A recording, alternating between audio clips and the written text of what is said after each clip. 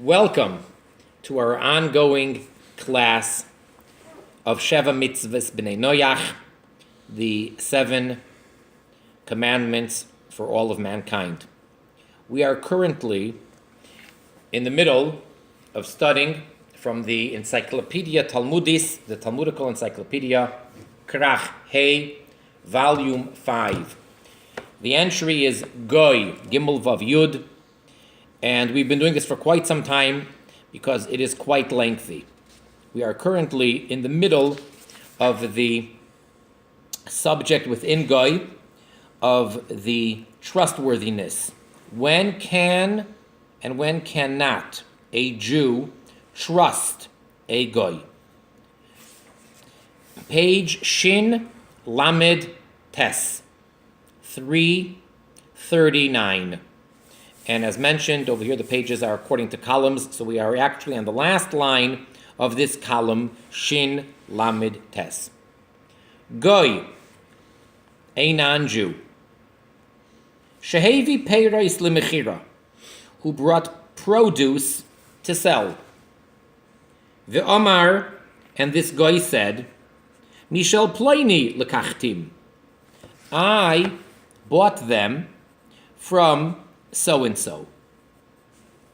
So it's a person wants to know at times in the market what the origin of certain products are. So I want to know about the wholesaler, the retailer. So when I'm buying it, I want to know where I got them from, or rather where the seller, who is at that point selling it from. So if the guy says, I got them from so-and-so, Mishali evesim, or if he says, I brought them from my own, I grew them on my farm. So in that case, nechleku tanoim, there is actually a tanoic dispute. Rabbi Yoimer ne'emon lahachmir. Rabbi Yehuda Hanasi, he says that the goy is trusted in order to be strict. Rabban Shimon ben Gamliel Oimer einoi ne'emon. Rabban Shimon ben Gamliel says he is not trusted at all. Okay, now what does that mean, that he is trusted and he's believed lahachmir, to be strict? Yesh mefarshim, there are those commentators shenechleku, that have a dispute. Kishagoy meisiach lefi tumoy im ne'emon lahachmir. When the goy is, as we've discussed in a previous class, when he is saying it in a by-the-way fashion, it's clear that his intention is not to testify, but he just happens to be telling us something, and the information that we can glean from what he's saying is that where he got it from, or it's his own, or whatever. So in that case, is he trusted as well? V'yesh mefarshim shemachlekasam badavar, and some say, no, that's not the dispute between Rabbi and Rabbi Shimon Gamliel, but rather the davar shu shaloi, something which is the goy's.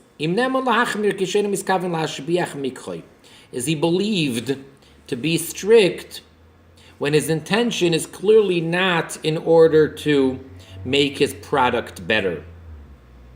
The yesh mefarshim, and yet there's a third approach to explain shemachlekasam, that the dispute is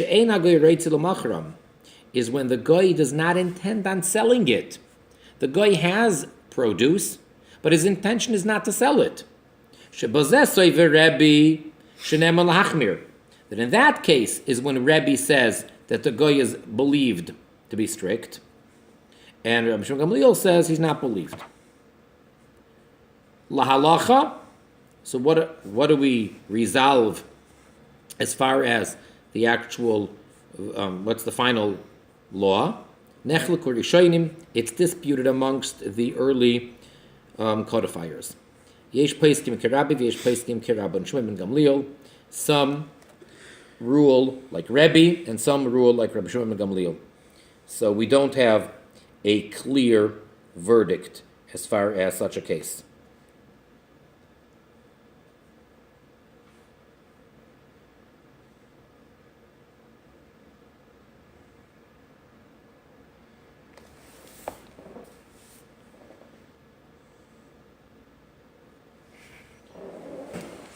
Give me a moment. Pulling out the Shulchan Aruch, the Jewish Code of Law.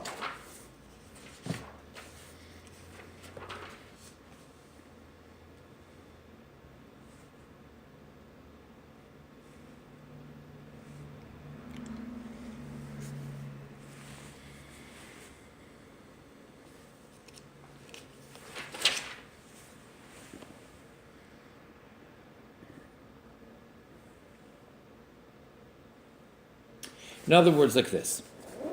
This is in the Shulchan Aruch, the section of Yeridea, chapter 294, Reish Tzadik Dalet. These are the laws of Arla, of the forbidden fruit for the first 3 years of a tree. So the Shulchan Aruch says as follows. Oived Kechavim, which would really be a goy, that was selling fruit, and he says, they are Arla. So he's being strict. He's selling fruit, and he says, these fruit are from the first 3 years of the tree, which means a Jew can't eat them. Or he says they're Neta Revoi, which is the 4th year where also, practically speaking, the Jew can't eat them under regular circumstances. He is not believed. He is not believed. He is not trusted, meaning we are following Rabban Shimon ben Gamliel, not Rebbe. We do not take the stricter approach. We don't believe him. And even if he claims, I bought them from so-and-so. So he's even telling us who he got them from. Doesn't matter. We don't believe him. And unless we know for a fact, other than his testimony, the Jew is allowed to buy that produce and eat the produce. In other words, we're not following Rebbe, who says that he is believed in order to be strict. That's the way it is in the Shulchan Aruch. So we said the Rishonim, it isn't clear because it's disputed. But the Shulchan Aruch, the Code of Law, is giving this verdict. And the reason for this, some bring down, is because he's only saying it with some ulterior motive.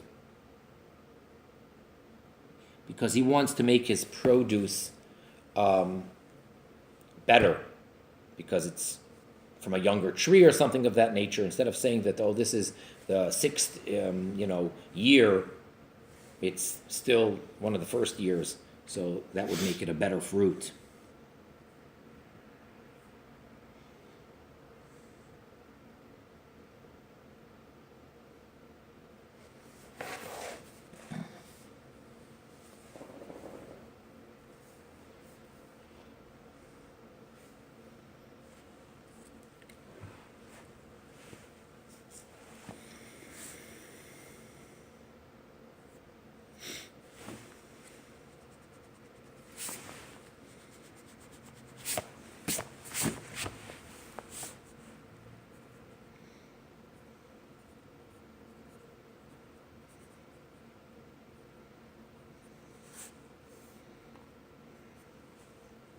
All right.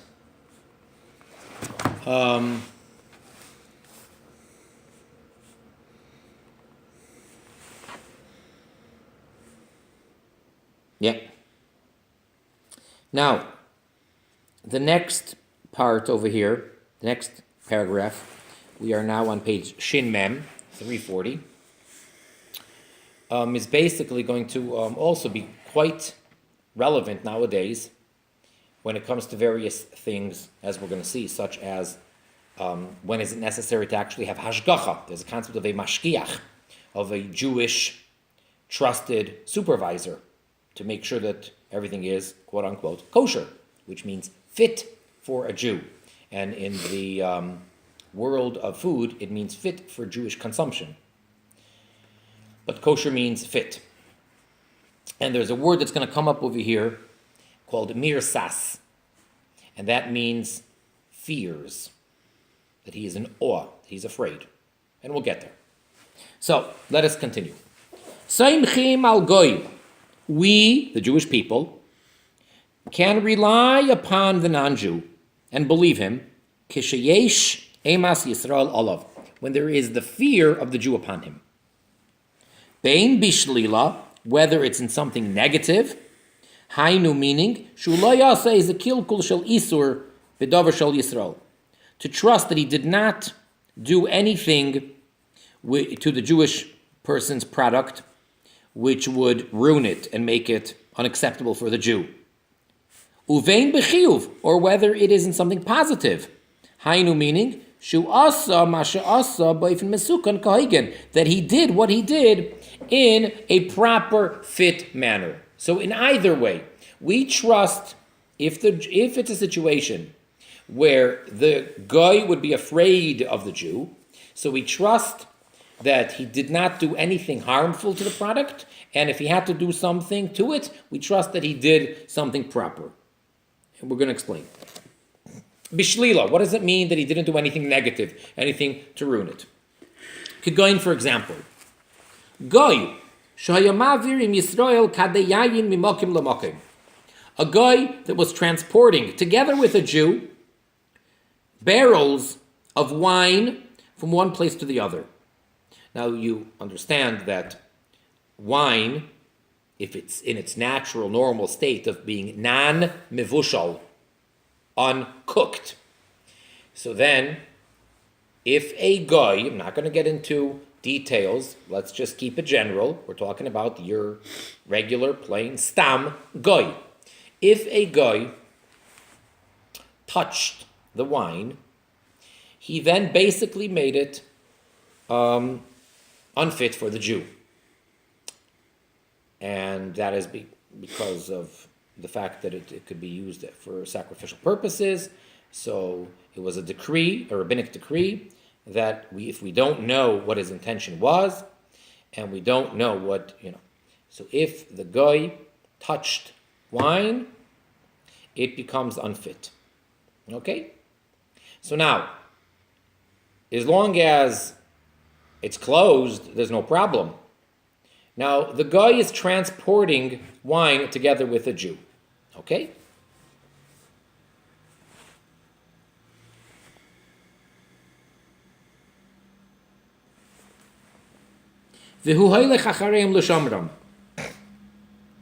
And he is following behind them to guard them. So there's a Jew who's watching. Even if there became a distance between this Jew who's following this Jew and the non-Jew carrying the wine, a far distance, even a distance of a meal. A meal is a distance of about half a mile. That's pretty far. Harei elu mutarim, behold, all of these wines are permissible. Ve'ein chosheshim, and we are not concerned, we're not worried, shema noga bohem, that perhaps the guy touched the wine. Why not? Could have been out of his sight. The Jew was way behind, half a mile, it's pretty far. She'ei masay olav, because the fear of that Jew is upon that guy. V'oimer, and the guy says to himself, Ata yavoy v'yire oisi. He will now come and see me. So therefore, I don't want to get caught touching the wine. So therefore, even though we want to make sure that the guy did not touch any wine, this would be sufficient as long as we can believe that the guy was afraid that maybe this Jew was going to come catch me, so he wouldn't do it. V'chein, or another example, hameniach goy bechanusay. If a Jew leaves alone a guy in his shop, in his store, vayisrael yotzei v'nichnas, and the Jew is coming in and out. Okay, it's a concept in halacha when it comes to supervision. Yotzei v'nichnas. He comes in and out. He's not there all the time. Afilu kol hayom kula, even if all day long he's in and out. Hayayin shebechanusay mutar. All the wine that's in that shop is permissible for Jewish consumption. V'chein, and likewise, hameniach goy beveisoy. If a Jew leaves a guy in his house, and then there are things in that home that if they would be switched, it would actually even be a biblical prohibition. Not like this wine that if he touched it, it would be rabbinically forbidden, where we can make the argument that therefore the rabbis were more lenient. But even if there are things in my home that if switched could be a biblical prohibition for me to eat that, could go in, for example, basar v'chayetze boy, meat. If, God forbid, a piece of kosher meat would be exchanged for a piece of non-kosher meat, that's a serious biblical offense to eat it. If he comes in and out, everything in the house is permissible.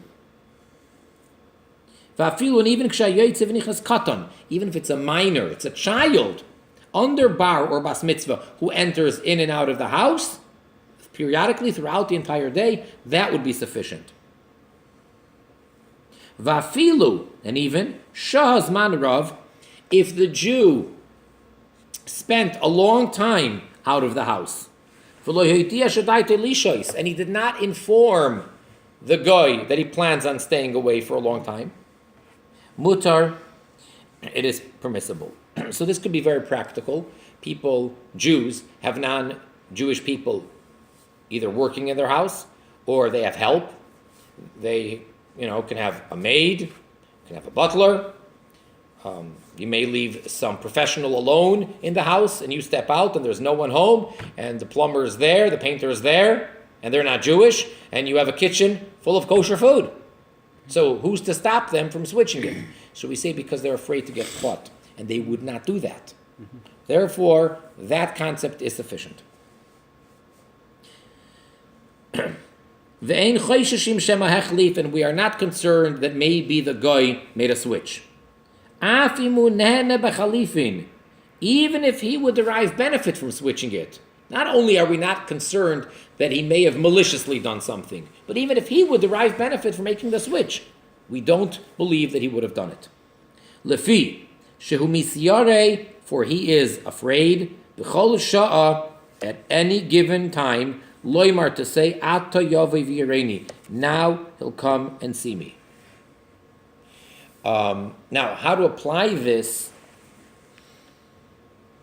Again, there's a reason for all of this, and the reason is that he is afraid to get caught. So if that reason doesn't apply for whatever reason, then the logic is gone, therefore the halacha would be different. But as long as he does not know for certain that he won't get caught, then we assume that he's afraid to get caught. Ella, the only thing is, in a situation where the Jew is coming in and out all the time, then you're allowed to put your food in that situation even from the very outset. That's okay to do that in the first place. You don't need, it's not like, it's better to have a mashgiach there at all times. No, you need not be hesitant. The Jew can walk out of the house and not worry about it. But in the case where the Jew stayed away for a long period of time, he just didn't tell the guy that I'm going to be away for a long period of time, then all the food, basically, is only permissible after the fact. So that's not the ideal situation. So if the Jew stays away for most of the day, but the redeeming factor here is that he didn't tell the guy. He didn't say, oh, by the way, I'll be back in about 8 hours. He didn't say that. So therefore, we still believe that the guy is afraid that he might walk in, even though the clock is ticking, and hour after hour has gone by. But if he's been away for a long time, as long as he didn't inform the guy, then that's not the ideal situation, but after the fact, everything is still kosher. But what's lechatchila, the ideal situation, is if the Jew or any of the family members, anybody who he would be afraid to get caught, we said, even a child, it could be a 10-year-old kid. The 10-year-old kid sees him in the kitchen tampering with anything, that's not going to be accepted. Mm-hmm. So he knows that, and he's afraid of that. But how about if the guy closed or locked the house on himself. Or the Jew told him, I plan on being away for this extended period of time, and there's no reason that the guy doesn't believe the Jew. So the Jew says, I'm out of the house now, and I'll be back. I'm leaving work at 5, and the commute is about an hour. I'll see you at 6. So he's all alone from 8 or 9 or 10 a.m., and he does not expect anyone to come back until 6 in the evening. Asur. Then indeed, that's forbidden. And the food would become forbidden because we don't believe that the guy will be afraid to make an exchange. So therefore, having help in the house alone for extended periods of time could very well be a problem. As long as there's yotzei v'nichnas, as long as sometimes, often enough, that the guy can expect that it might happen, someone pops in for lunch. Unannounced, the family member, and not at an exact specific time, as long as there's no very specific time, and he knows that at any given time someone might walk in, that would be permissible. And that's how we run it very often with kosher supervision. That there's a concept of Yetzei V'Nichnas, that the mashgiach comes in regularly, periodically, without any warning or without being announced.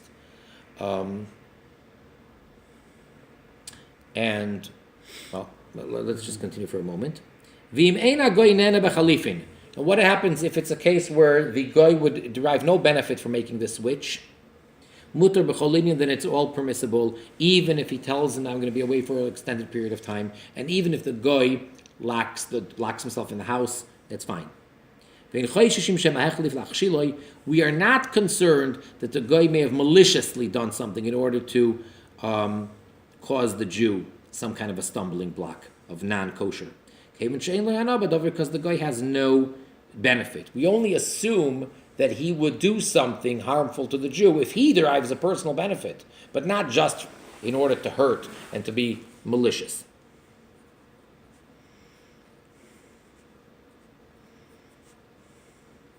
Now, there are, not many, but there are some horrific stories where Jewish people have had, who they thought were very trustworthy, have had non-Jewish help in the house, whether it's a caretaker for the children, it's more common with the children than for the elderly, but a caretaker for the children, a babysitter, whatnot, and after a long period of time, they found out that they were actually feeding them non-kosher, whether it was with malicious intent or whether it was just because the guy didn't see the importance of these religious dietary restrictions, and they brought good stuff that the parents didn't approve of. Now, of course, in any level, that's not acceptable, even if you take religion out of the picture. If you know that, for whatever reason, you agree or disagree, if we're vegetarian and we bring up our children as vegetarians or vegan or whatever we decide, and we're hiring you as help, and we're telling you that these are the dietary restrictions, who are you to decide, well, the kid needs to have more protein or more of this or more of that? But certainly in this case, when it's a religious thing, so there were horrific stories. However, those stories will remain the exceptions, and so long as we're following the guidelines of the halacha, they will not change the halacha. It just goes to show how we do have to be careful, and it does have to be, like we're saying over here, either a Jew coming in and out, Yetzei V'Nichnas, or that the non-Jew will not derive any benefit, something of that nature. And of course, a person can be extra cautious if they want, but we're learning what the halacha as far as trusting is concerned. V'chein, and likewise, Yisrael v'goy sheshafsu shtei k'teiros, zoy eitzel zoy. A Jew and a non-Jew that have two pots of food, one right next to the other. Zeb sar shchuta V'zeh b'sar nevela. This one is kosher slaughtered meat, and the pot right next to it that the guy has is non-kosher meat. 2 pots of meat. Mutter, that's fine. That's okay. That is acceptable. Vein lachush, and we're not concerned, we're not worried, shema, that perhaps, k'shehechzer ha'yisrael panav, when the Jew turned his face, hechlif ha'goy shchuta b'nevela. The non-Jew may have switched some kosher meat with non-kosher meat. And he saw that the Jew turned around, so he made a quick switch. We're not concerned that might happen. Hafilu, even, even in the case where the non-kosher meat is not as good of quality as the kosher meat. The kosher meat looks much better. So therefore, for the guy to make the switch, he would derive a benefit. We're not concerned that he would do that. The only thing is that Jewish law tells us that in the first place, you are supposed to be careful with 2 pots. That not to really allow the 2 pots to be next to each other, lest there become some confusion or some mix-up or what have you. But otherwise, certainly after the fact, the kosher meat remains kosher, if you don't have any grounds to suspect that there was a switch made. All right, that was all about shlila, in negative things, that when are we not concerned that the guy would do something negative to ruin the kosher status of the Jewish food, or the Jews' food. Uvechiyuv, and now, how does it work that we trust the guy when it comes to obligations? Going, for example, Goy hamishamesh beveis Yisrael, a guy who is serving in a Jewish home. He's a waiter, a butler, a cook, a chef, whatever. V'nasan basir shemalchuhu loitzias damei b'kteira.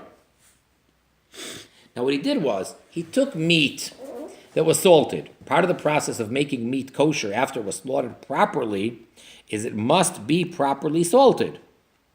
Now, it's rinsed off, it's salted, and then it must be, after it's soaked and salted, and then it has to be rinsed to get off the bloody salt. The bloody salt. So, the guy took the salted meat and he put it into a pot. And we don't know, did he properly rinse it off or not? There was no Jew watching. So between taking the meat that was in salt and placing it into the pot with water to cook it, we don't know if he properly rinsed off the meat to take off the salt.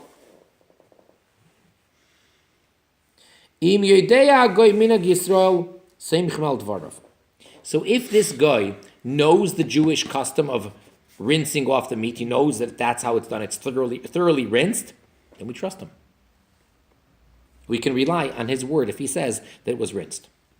Again, as long as there's a Jew that was coming in and out. So we say that the guy would be afraid to take the meat and not properly rinse it and then just throw it into the pot, because maybe right then a Jew will catch him. Even if a minor, a Jew who's under the age of bar mitzvah or bas mitzvah, but as long as they're intelligent enough that they would understand what's going on, I'm not talking about if a little 3-year-old walks in, but as long as the katan, so that's enough. Not only do we trust the young Jew who's under bar mitzvah, we're trusting that the guy is scared enough. Lefishu yare, because the guy is afraid, and here comes the word mirsas that we use, which is Aramaic, which means afraid. Pen yargish by HaYisrael, lest the Jew suspect and realize that something was done over here.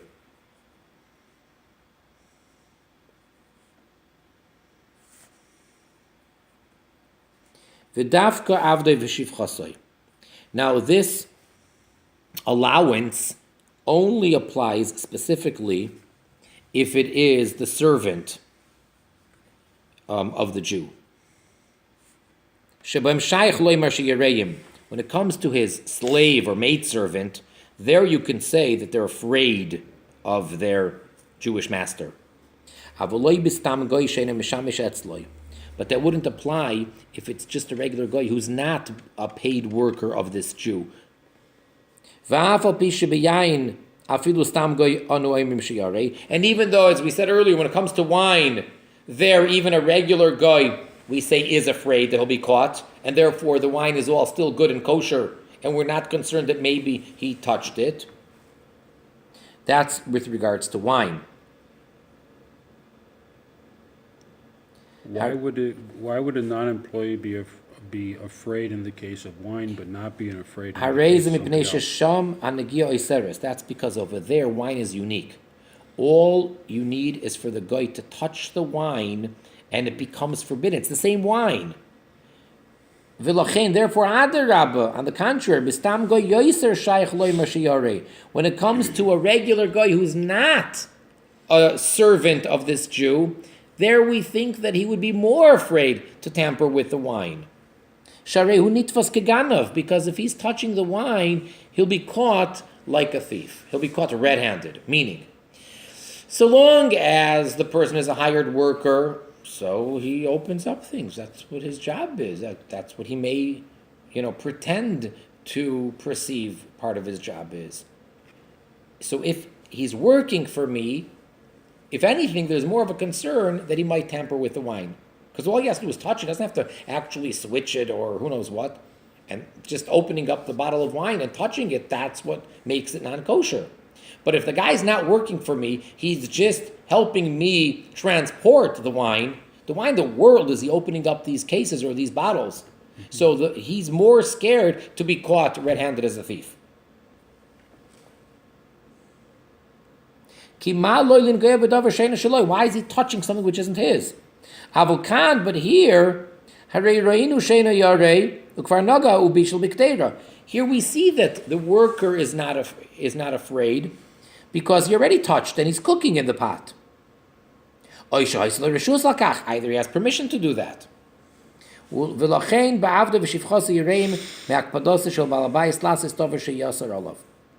Therefore, if it is a person who is working and getting paid to work for the Jew, then we say, except for the wine, they are afraid to get caught doing what they're not supposed to be doing.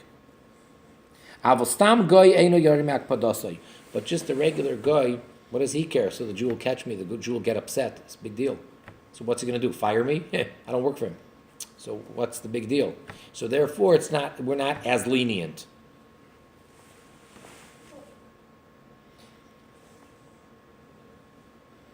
But then there are those that say, some say, shafilu bistam goy, that even in a regular guy who's not the servant of the Jew, anu oyimrim, we do say sheyare, that he's afraid of the Jew, v'seimchim olav, and therefore we can rely on the stam goy. V'afilu kisheina goy oimer klum, and even if the guy doesn't say anything, seimchim, we rely shebevadai yasa kahogen, that he certainly did whatever he did properly, mitam zeh shel mirsas, because of this reason of being afraid.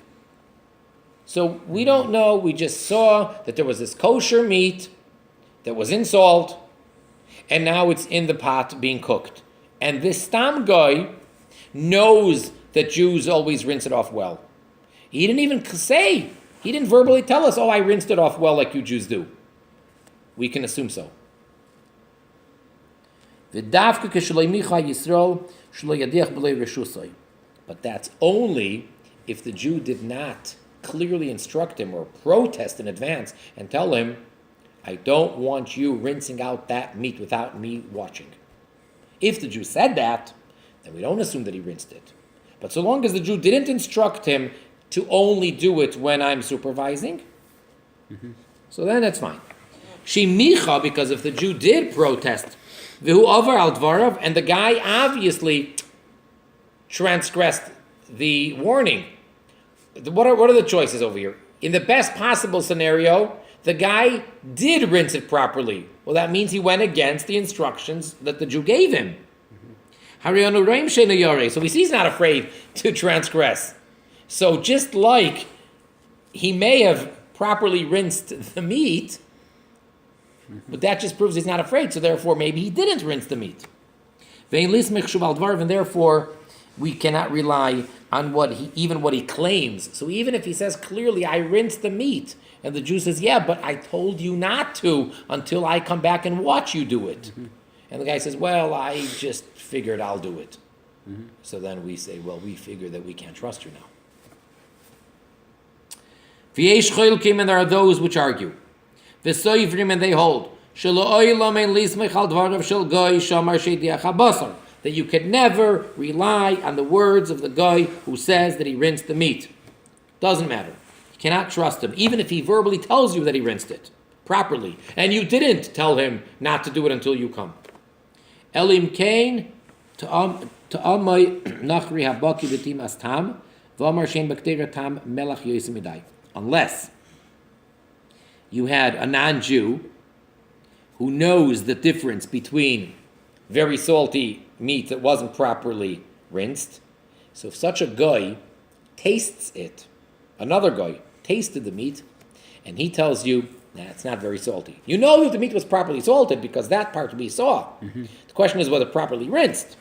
I mean, in general, I'm told that kosher meat tastes much saltier than non-kosher meat, because part of the process of taking out the blood, as we said, is to salt it. So even after you rinse it, it's still going to be very salty. So here you have the guy who knows the difference between rinsed salted meat and unrinsed salted meat. Big difference. So if he tells you this meat was properly rinsed, then we can rely on that.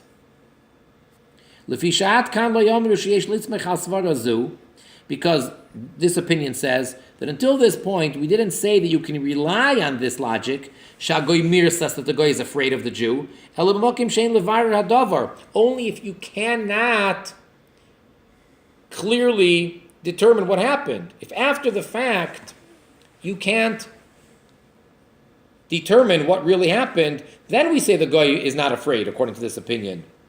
Avokan, but here in this case, when it's a matter of taste, since you are able to determine at the end by having a non-Jew who is an expert in this taste, he can tell you. Therefore, we don't rely on the whole thing of mirsas, of him being afraid, because we can always figure it out. In other words, mirsas, saying that the guy is afraid, is only when we don't have a choice. So we need to rely on the fact that the guy is afraid. But as long as you can determine whether it's kosher or not, whether the guy tampered with it improperly or not, then we don't say that we rely on mirsas, on him being afraid.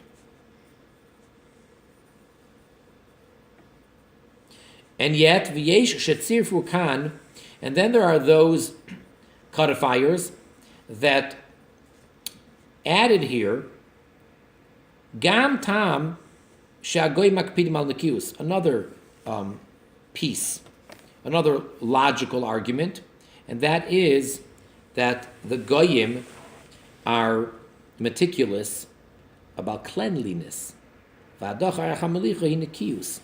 to rinse off meat after it's been salted is a matter of cleanliness, and therefore we can assume that he did it. Again, nothing to do with kosher or non-kosher. If he sees a piece of meat that's so salted, so it's just a matter of cleanliness to rinse it off before he throws it in.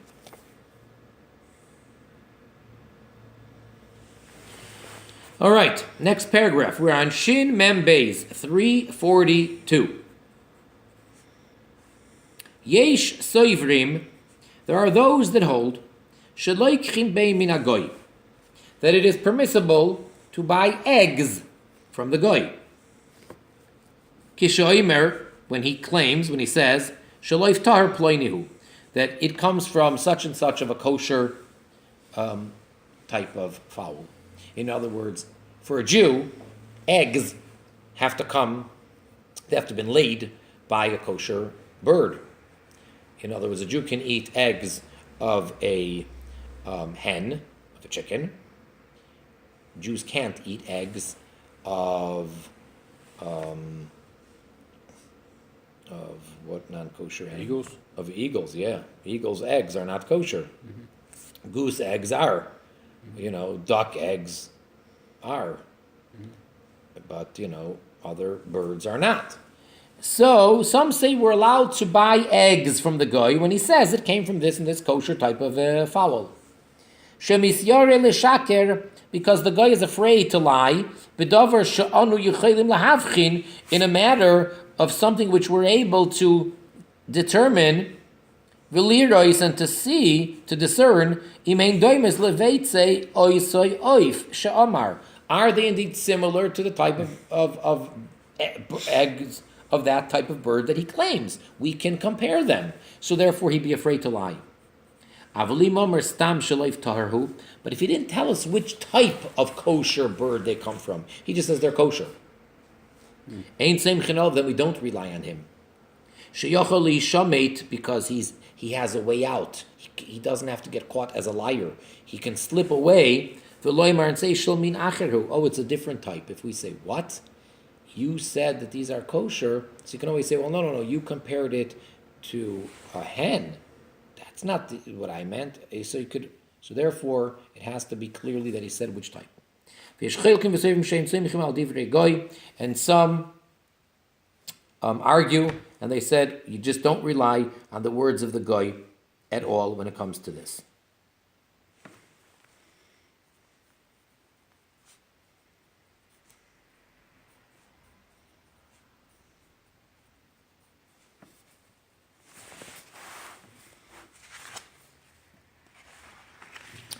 Next paragraph, and this is also a very fundamental and a very general category.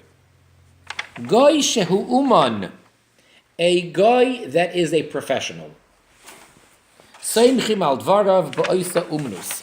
Then we, the Jewish people, rely on his words in that area of his profession. Shiyare l'shaker, for he is afraid to lie, shulayafsidu manusoi, so that he does not lose his professional status. V'lochen, and therefore, ma'chol shenisarev by isur, food, kosher food, that some non-kosher accidentally got mixed into it. So now, the general rule is that there's a concept in Jewish law and in the laws of kosher called bitul, which basically means that if the non-kosher ingredient that got mixed in, which is undiscernible, it's not in its original state, we can just take it out. It just got all blended in there. It's, there was a soup and so it's just, it's there. Got mixed in. A little bit of milk fell into a whole pot of meat and it just dissolved. So the general rule would be that if it gave a taste, and you can taste the non-kosher ingredient, then it's no good. But if it doesn't have a taste, then it's kosher. Now, therefore, kosher food that got some non-kosher food mixed into it, and it's obviously not the same type of food because then there's no difference in the taste. So you give it to a guy who is a baker, oy tabach uman, or a chef, and he's a professional. Kfela is what he's called in the Gemara language. Litoim, give it to this professional to taste. Im yesh by tama iser, and to find out whether it has the taste of the prohibited food. And you can go along, and we Jews are going to rely on what this guy says. V'moim by tam mutar, and if he says nope, I do not detect any taste of whatever the non-kosher is, then it's indeed permissible for the Jews to eat it. Because he wouldn't lie.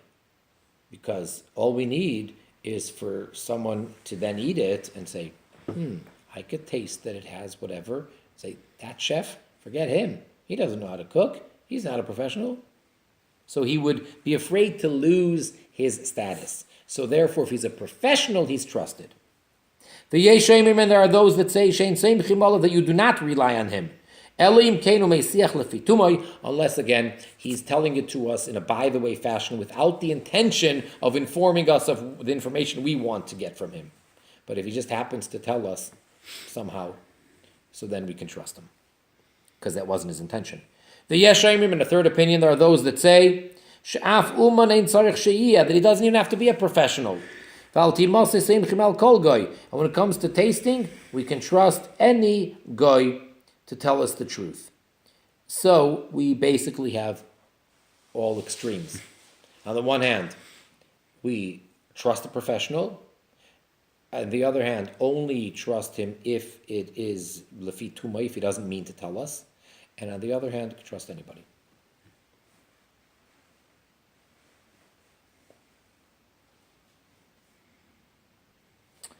V'chein, and likewise, in a similar vein, soimchim al tamzeh, for this very reason, we rely shehagoy lo yera la'atzmoi b'tagar goy, that the goy would not harm himself as far as being a salesman in business. Shemoicher talis mitzuyetzes bashuk.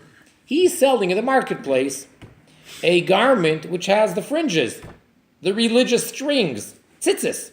She's got this garment, it's got tzitzis. Now, are the tzitzis properly made were they, spun and tied onto the garment properly? Is it a Jew who made the knots? Now the guy says, I bought it from a Jew. So he's going around selling tzitzis, talis, saying that I bought it from a Jew. So we rely on him. Why? Because there is a clear hold, an assumption known as a chazaka, which is a stronghold, that he would not harm himself. All we need is to find out that it in fact is not true, and then he'd lose business. He'd lose his trust. Even if he's not specifically a talis seller, he sells materials. But because he sells material, he wants people to be able to trust him. So when he tells you that this is this type of silk, it's that type of silk. When he tells you that this is this type of wool, it's tropical wool, or you want to know that it's wool. When he tells you this is a specific type of linen, so when he tells you this is a talis that I bought from a Jew, we want to be able to trust him, even though he's not primarily involved in just selling talis. Shimi motzi shakran, for if he will be found to be a liar, b'davar echad, in one matter, even if it's just in the talis matter, lo yaminu b'dvar macherim, the people will not believe him in other matters, and he will simply ruin his business, and no one will trust him even in buying other materials, and he will not want to risk that. So again, that's a specific thing that we give a trust to a professional. V'yesh shekosav. Now there is a commentary who wrote, Shebetzitzis, when it comes to tzitzis, yesh gam tziruf, we can also add to what we just said an additional reason to make an allowance and trust him. Tam she'ein derech hagoy lasis tzitzis beveged. A goy doesn't normally make tzitzis on his garment. It's not normal for a goy to do that. Therefore, the assumption should be that it was actually done by a Jew. However, the strings itself you can't buy from him. The garment with the strings already tied on, that you can trust that he bought from a Jew. But for a Jew to just buy the strings for tzitzis from the guy, you may not. Because lest they were not woven and made into strings with a proper intention. It has to be made properly. And there are those that are lenient also when it comes to tzitzis, that you could buy it from a guy. So again, that would be very relevant for a Jew who's walking into a Jewish bookstore, and there's tzitzis there. So Jewish bookstore is generally owned by a Jew. But what happens if you have a situation where there's a bookstore who's owned? It's a bookstore of not only necessarily Judea, it's a bookstore, and he has a whole section of Judaica. Okay, really nice. So a Jew comes in there and he wants to go and say, well, you have a section of Judaica books. Not only do we have Judaica books, but we even sell kippas, yarmulkas. Oh wow, skull caps. That you can buy. Contrary to what some people may think, there are no halachas, no specific laws about a yarmulke. The yarmulke has no sanctity to it, no holiness. It's a piece of cloth. There are no rules about what color, what material. I mean, size basically, yeah, there is a minimum requirement, okay. But a yarmulke is simply a head covering that the Jewish male wears, and it's not holy.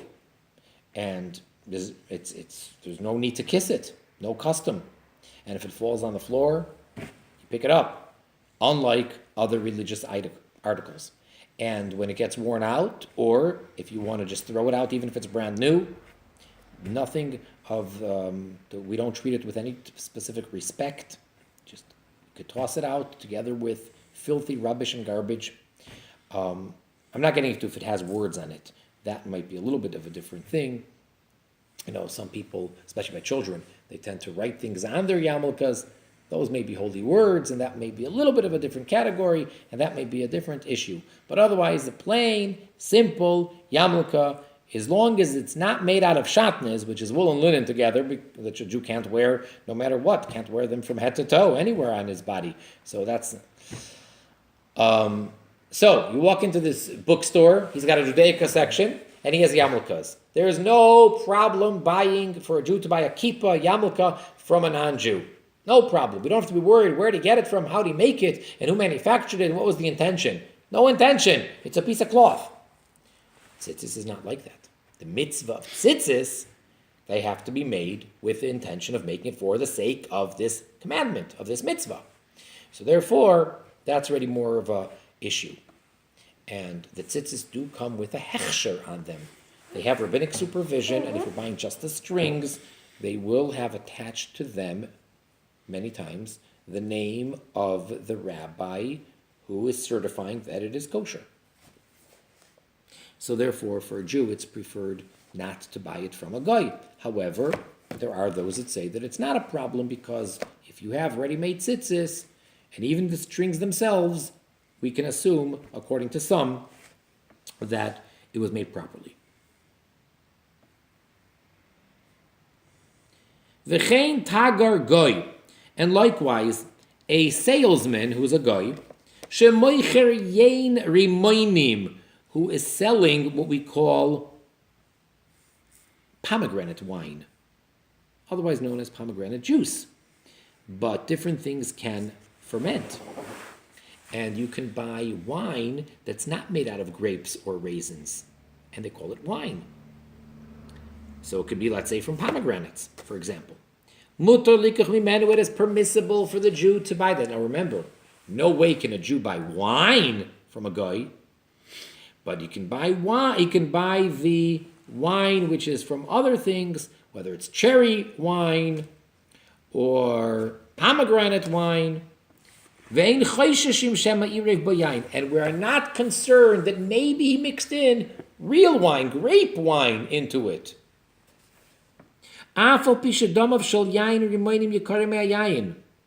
Even though the pomegranate wine is more expensive than grape wine, so he would actually be saving money if he mixed in a little bit of, it would be the other way around, so we'd say, well, why would he want to do that? He'd be ruining his product. But here, if he would be adding a little bit of wine to the pomegranate wine, it would be for his benefit, so why aren't we concerned that maybe that's what he's doing? Because since it's being sold for medical purposes, it's for healing purposes, and therefore people are very specific, the businessman will not harm himself, because then people say we can't trust him. It's a certain type of a medicinal purpose, and if he mixes in other things, he will ruin his trust. And the same thing applies to anything else that you buy from a professional that he's trusted, because we have the rule that the professional will not ruin his professional status. And it really applies in many, many other areas as well. So for instance, if there's a certain drug that's being sold for medical purposes, so a Jew can trust the guy when he says these are the ingredients, because if he dare put in something else, it could be problematic for him on a professional level. Or today, where there's all of these allergic reactions and all of these warnings and allergies and things like that. Or they make all of these claims as far as peanuts are concerned, all sorts of different things, whatever it may be, milk products. Somebody could be really lactose intolerant, and all these things. So if a Jew asks them, let's say there's a certain product, and I want to know, is it truly non-dairy?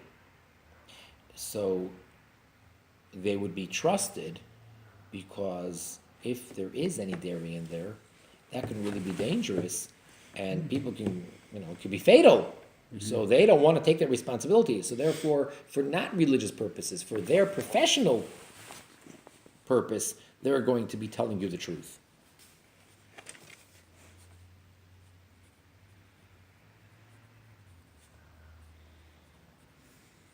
The Meiser Sheni. Now, we have an interesting situation. Meiser Sheni is a tithe that a Jew who owns produce needs to bring it to Yerushalayim, to Jerusalem, and he has to eat it there in certain years of the Shemitah cycle, of the 7-year sabbatical cycle.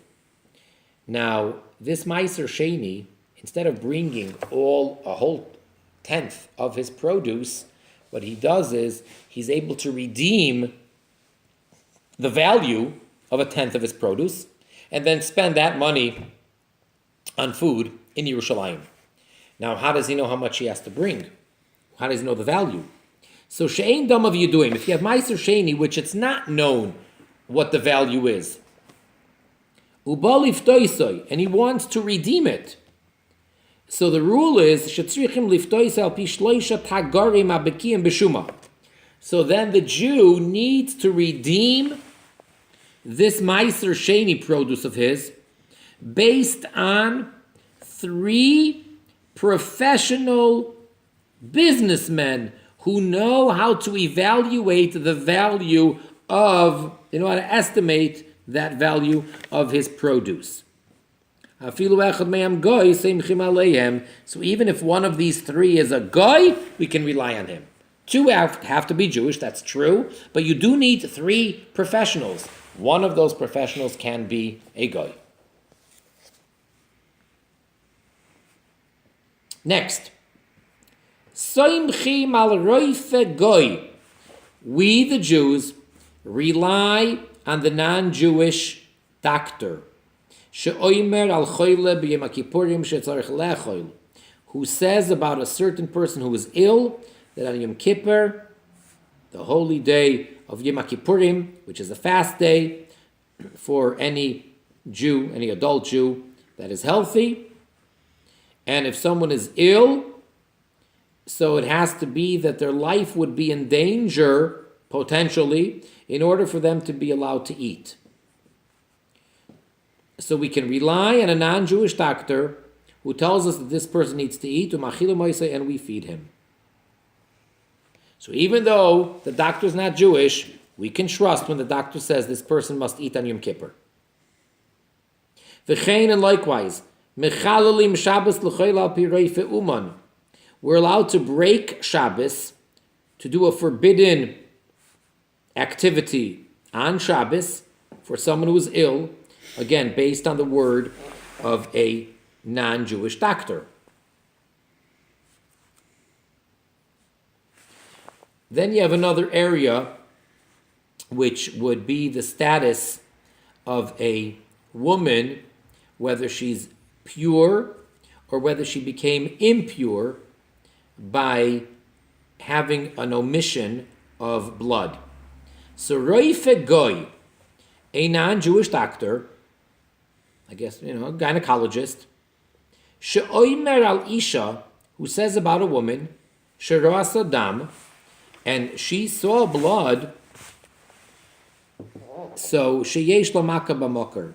The doctor says that it isn't blood that came from the source which would make her considered as a menstrual cycle, but he says that she has some type of a wound or something in the vagina area, and therefore that blood would not make her being in the status of impure, and she would still be permitted to be with her husband. So this non-Jewish doctor is believed, or that's the case. So then you have the early codifiers who say not to trust him when it comes to this serious prohibition of what's called nida, which would be the status of impurity that she would be in. And we don't believe when the doctor says that she in fact has a wound over there. However, this approach, the strict approach, the later codifiers explain that was only said when the doctor is making that claim based on his professional estimate. That's his educated guess. But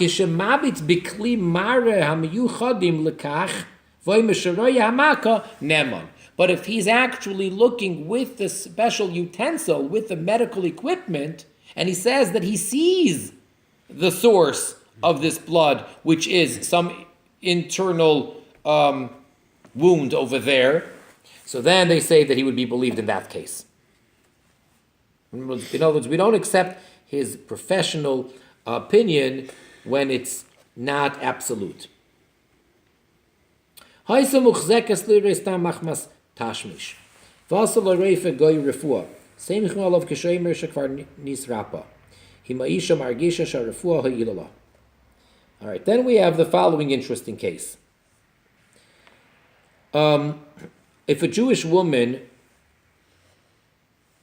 sees blood as a result of intercourse, so then there are all sorts of laws. Basically, she's not permitted to have intercourse with the current husband. If it happened 3 times, she'd be forbidden to be with this husband, and they'd have to get divorced.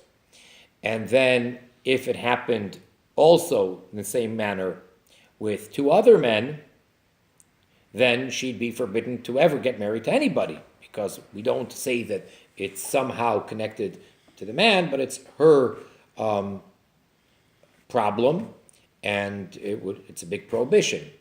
So how about if this woman who did have this problem, the doctor treated her with a certain type of a medication, and the doctor says she is healed, and she too says that she feels that the medication worked. So then the later codifiers say that in fact we do trust them. So we believe the non-Jewish doctor. That brings us now to the next topic within Goy, and that is b'toiras chashud, as far as the Goy being suspected. When do we suspect him?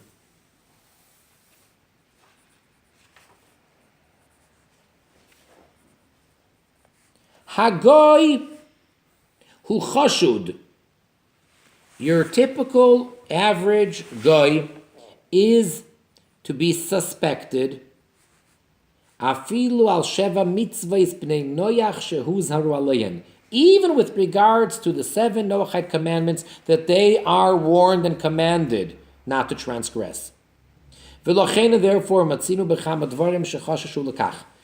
we find in a number of instances that the sages, the rabbis, were concerned and worried that the goy is a transgressor. And we list. La'avodah zara, as far as idolatry, idol worship, or worshiping anything other than God. Stam mesibas goyim la'avodah zara. Until we know differently, a regular party of goyim is to be assumed that it is for avodah zara. V'lachein, and therefore, ein mevarchin al neru b'samim shel mesibas goyim. It is forbidden for a Jew to say the blessing over the candle or the besamim, the smelling incense of a party of goyim. Meaning, every Saturday night, part of the ritual of the ceremony of separating between the holy Shabbos and the mundane weekday is that a Jew recites the Havdalah service over a cup of wine. He also uses a candle and smells some good fragrance called bisamim. The candle has to be something which the Jew is permitted to derive benefit from.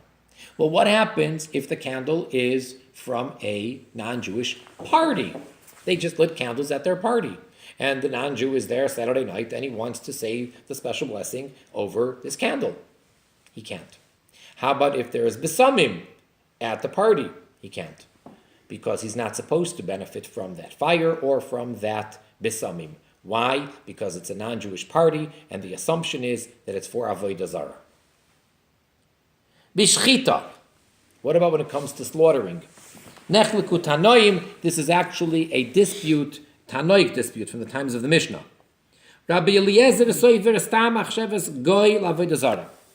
Rabbi Eliezer says that if you have a non-Jew who slaughters an animal, a kosher slaughtering, and the Jew checked the knife beforehand, and the shechita was supervised by professional, trustworthy, expert rabbis and shachtim, everything was done properly. The only problem is it was the guy who did the actual slaughtering and not the Jew. According to Rabbi Eliezer, it is non-kosher meat because the thought of the guy, we should assume is for the purpose of avodah zarah. Therefore, the slaughtering of meat done by a non-Jew is forbidden for the Jew to derive any benefit. It's considered zivche mesim, like a disgusting, literally it means the offering of the dead. And what about a Jew who's slaughtering for a goy? Shchitase psula, that shchita is invalid. Because again, the Jew is shechting it for the guy, so we say the guy doesn't just want to eat the meat. We assume that the thought of the guy is, his intention is for avodah zarah. But the other opinion, the majority of the sages, the chachamim, they hold no, that the thought, the unassumed, unknown thought of the guy is not for avodah zarah.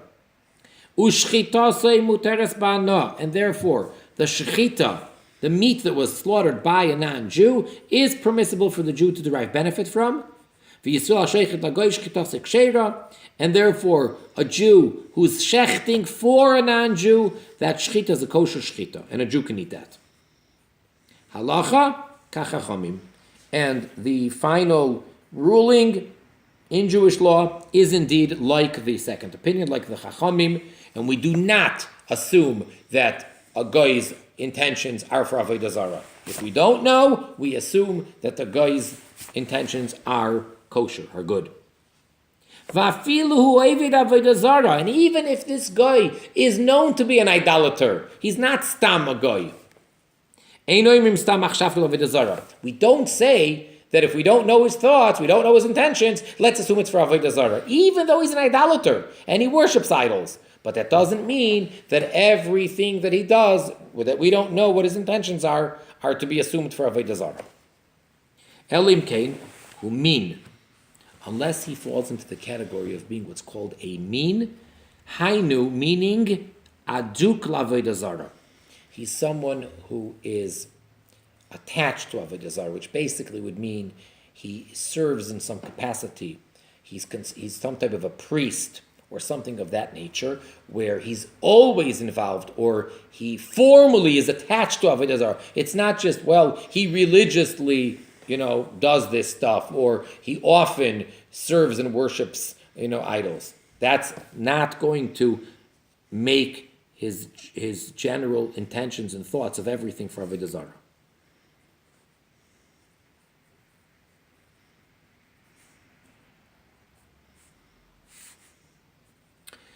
Sefer Torah, Tefillin, umezuzos, shekasvam goy.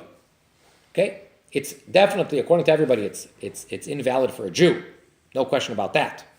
A Sefer Torah scroll, Tefillin, phylacteries that Jewish men wear on their arm and head, mezuzah, the scroll that goes on the doorpost, that was written by a goy. For sure, a Jew can't use it. However, here's the argument.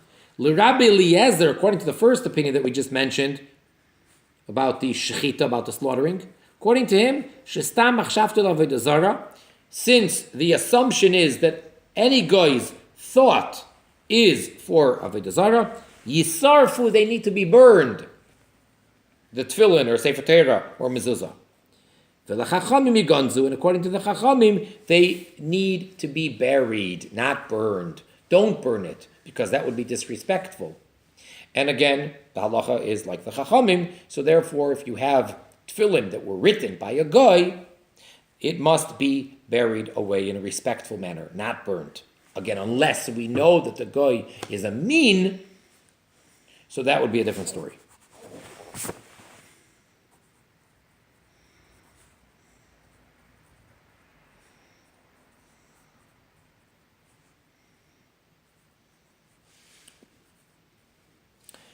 And unfortunately, it may not be that common, but it's too common. Unfortunately, in the market, there are Sifrei Torah, Tefillin, and Mezuzahs that are written by Goyim. And that's a big crime. And any Goy that does that is, I don't know if they realize to what extent they are committing a very criminal offense. It is, in a big way, causing a tremendous stumbling block for Jews, and it's really bad for the Jew, for the guy, for anyone involved in any part of the process, in the sale, and a person should not dare say, well, I just bought it and I'm selling it to someone else. Doesn't matter. It's really, really bad. And anyone who knows, anyone who's involved in this, anyone who can stop it, it's a tremendous mitzvah. It's a really, really important act to prevent it. It's really, really bad. I mean, unfortunately in the marketplace, these things are sold simply to an easy way to make money. If your average Sefer Torah, I'm just going to throw out a number, it depends on a lot of things, the size, the quality, so many factors. But let's just say that an average Sefer Torah would be $50,000. Well, if you don't have to pay a professional scribe to do it, and if you get a bunch of goyim who learned how to write really nicely, and it could really look beautiful, and people can take such a Sefer Torah and you sell it for less than half the price. So you can understand why buyers would want to buy it. They look at it and say, wow, this is a beautiful Sefer Torah. And you're only selling it for $20,000? That's a steal. Literally, it is a steal. And people making money that way because they don't have to pay the scribe and they're paying people much less. It's terrible. that Sefer Torah is absolutely invalid. And the same thing with tefillin. A Jew is not to buy, even a guy. There's no point in having these holy articles. They're not holy. There's no point. Tefillin have to be acquired from a reliable scribe. You don't just walk over and it's just same thing with mezuzahs. It's really, really a terrible crime, and it's been there are ups and downs as to exactly when it was happening, but thank God, within the past couple of decades, past 30 years or so, it's been 40 years actually, thanks to the campaigns of tefillin and mezuzah that the Rebbe Melech HaMashiach has instituted, there became much more of an awareness, and people have checked their tefillin and mezuzahs and realized that they were invalid and changed them. But sometimes, if the thieves are really good at what they're doing, it's really difficult and at times almost impossible to tell the difference between a kosher mezuzah and a non-kosher mezuzah. And there are Arabs, for example, in Eretz Yisrael, in Israel, writing mezuzahs on scroll with the proper ink and the proper parchment, and it really looks professional, it looks good, looks like a scribe wrote it. Terrible, terrible, terrible. So they need to be buried, not burnt, because we follow the Chachamim, not Rebbe Eliezer. Now, the next little paragraph is actually going to be super fundamental, really, really important. Again, we're on page now, Shin Mem Dalud, 344. And this is going to have very strong practical ramifications. Goyim shebechutz la'aretz, the non-Jews living outside the land of Israel. Einam oivdei avodah zara, they are not idolaters. Elamina gaveisehem bideihem, but rather it's, so to say, we're borrowing a term that we use in a positive way for Jews. It's simply the custom of their forefathers, of their predecessors, that they're keeping. Ulefichach, and therefore, ein lachshesh b'shchitasam, we do not need to be concerned when they slaughter. Shema minhu las rabbanah. We don't have to say, wait a second, we just said before that if he's a mean, so then it's considered really forbidden for a Jew to even derive benefit. So maybe he's a mean, maybe he's really so religious. No, don't worry about it. Doesn't matter how often he goes to his church or what have you. And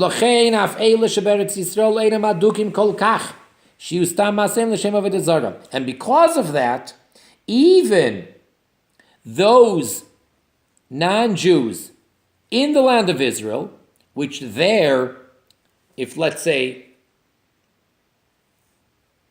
the Christians in Eretz Yisrael, so they probably have to be more religious, the ones that actually keep their religion, than the ones outside of Eretz Yisrael. No, they're also not as attached to their Avodah Zarah, to the extent that whatever they do, we should assume is with the intention of Avodah Zarah. It is not so. Which, again, I'm clearly not going to give over here any halachic rulings. We are studying what it says in the Encyclopedia Talmudit, and perhaps I do not stress it often enough, but I need to stress, maybe I should make this disclaimer at the beginning and the end of every class. We are merely studying the information, but whenever it comes to an actual ruling in halacha, unless it's clear cut, it has to be discussed with whoever the poskim, whoever the rabbinic authorities are, and that itself becomes a whole topic for itself. There is December 25th. All right, at least that's when it's celebrated in this part of the world. In the United States of America, December 25th has a certain name to it, and many, many people celebrate it. How many of them are actually religiously are adherents and are doing it with a religious conviction? So arguably a very small percentage. And I don't know what the percentage is, but for example, on December 25th, out of all of America, which basically all of America is in one way or another keeping it, it's a legal holiday. All government offices, all banks, everything of that nature, they're all closed. And most businesses are closed.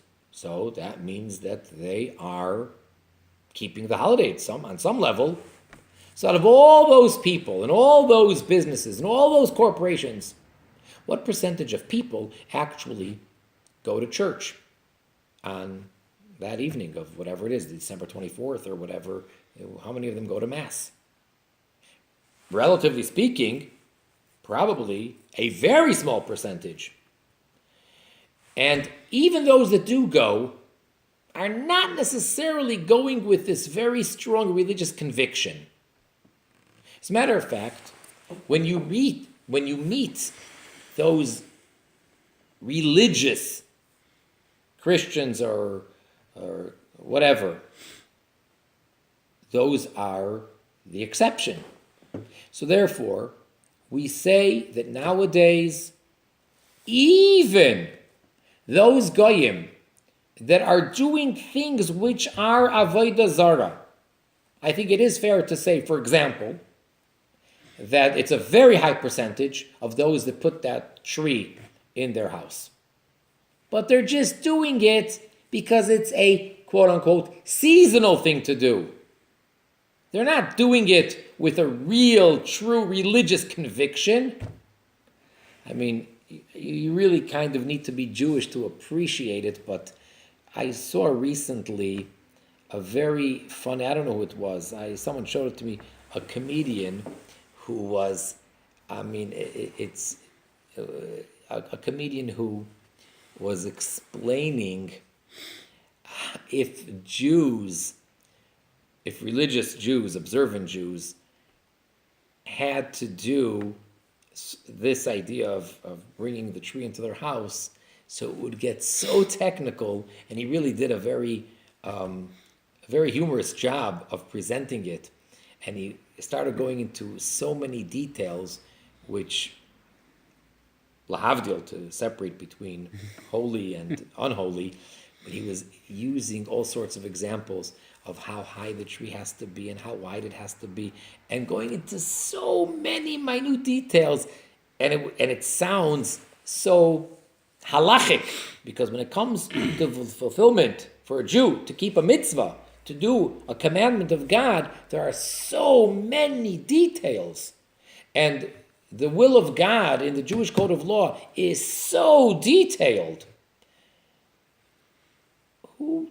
They don't care about that. They just go out, and whoever, someone's making a lot of money, and, that's all. So whether they need to have this type of bulbs or that type of bulbs or this type of, it's all just a cultural thing. So therefore, since it's a cultural thing, it's not a religious thing. Of course it's religious, and it's based on religion, and they're still doing the same act as has been done for so many hundreds of years. But it became completely cultural. And with that approach, we actually can interact differently with the Stam Goy. He no longer is considered to be an idolater. Even the ones that are actually serving Avodah Zarah, worshipping Avodah Zarah.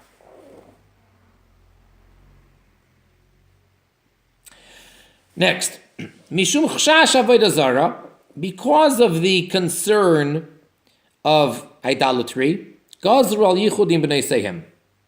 So the rabbis made a decree that it is forbidden for a Jew to be alone in seclusion with a non-Jewish girl or woman. So one reason is because we're concerned with Avodah Zarah. V'af la'soiver shegzeras b'nei Sehem he shegazr alein nidus me'arisason. And even according to the opinion that maintains that the reason why the decree was made not to be alone with a non-Jewish girl is because the rabbis gave all the non-Jewish girls a status of being impure, of having this. So what would be the menstrual cycle, that bleeding, that they're all considered like that from their crib, meaning from birth, even though biologically it doesn't happen at such a young age. Nonetheless, the rabbis decreed that every non-Jewish girl is considered to be a nida. Even that opinion, the underlying reason is because of a concern of idolatry. Because through staying away from them, by saying she is a nida, this infant, so therefore what will happen? The Jew will stay away from them, will not touch them, and will not mix amongst them. So that's all really the underlying reason is Avodah Zarah.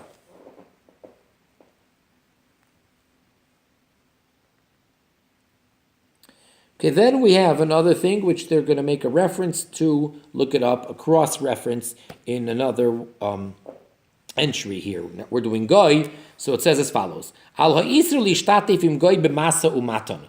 regards to the prohibition of a Jew having a partnership in business with a non-Jew. And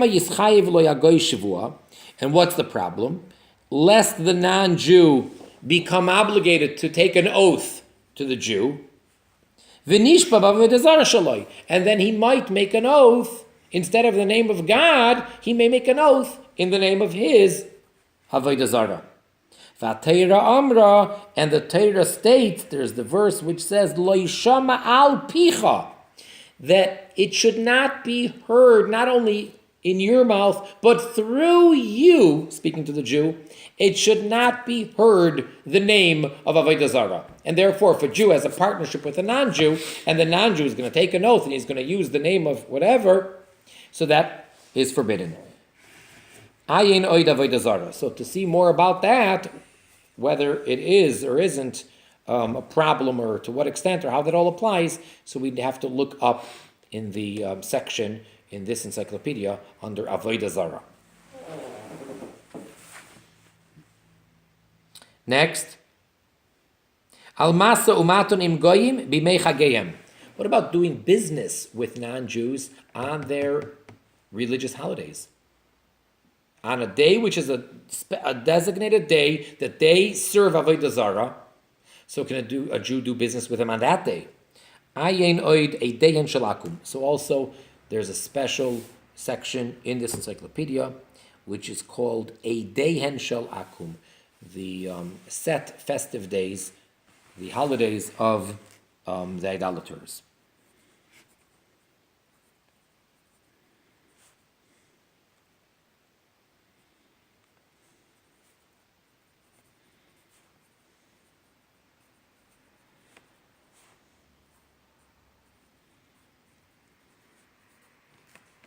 Oinim amen achar goy hamevarech bracha. You do answer amen. A Jew answers amen. Generally speaking, whenever a Jew hears another Jew saying a bracha, a blessing, a benediction, the Jew is obligated to answer amen. It's not optional. So if I hear a Jew properly and for the right purpose, actually blessing God. For example, he just finished eating a meal, and he's going to say the grace that we say after eating a meal. And he said it out loud, and I heard him say the blessing. I am obligated to respond with amen, which means, may it be so, and I agree that it is so. That's basically what amen means. It's agreement with the statement that was just made. Okay, well, how about if a Jew hears a non-Jew, a goy, saying a bracha? So you do answer amen, even if you didn't hear the entire bracha. If I hear a Jew concluding a bracha, he finishes saying the blessing, I answer amen as long as I heard the conclusion. I don't have to hear the whole thing.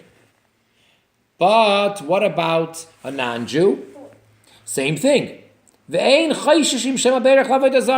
concerned. What do you mean? You didn't hear what he said. I didn't hear him say God's name. Maybe the blessing that he made was, God forbid, to... No, we're not concerned. We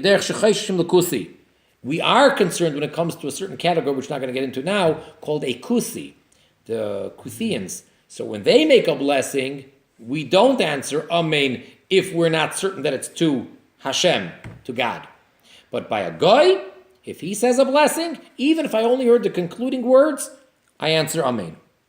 The yeshayimim, and there are those that say sh'af achar goy, that also after the goy, ein oinim, you do not respond with an amen until you hear the entire blessing from him, just like the rule is by the kusi. That's what others say.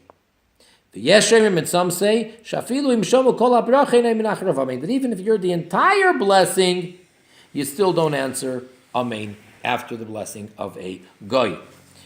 All right. Next, just the top over here, shin mem hey.